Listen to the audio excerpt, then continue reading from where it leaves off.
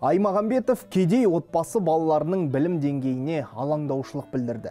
Бұл экспресс жаңалықтар, бізде бар болғаны 1 минут, кеттік. Аймағамбетов айтады, дарынды балаларға көмек көрсетіледі, ауқымды жұмыстар жасалынады.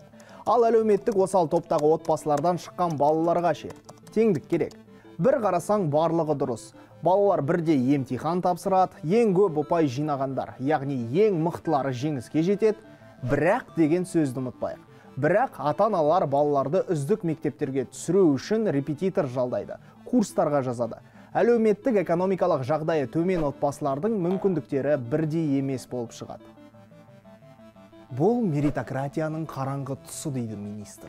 Аймағамбетов бұл ретте меритократия мен инклюзивтіліктің тепе-теңдігін сақтау бағытында көптеген жұмыстар атқарылатынын да жазып отыр. Өзінің Facebook парақшасында келесі жазбасы атқарылған жұмыстар туралы болады дейді.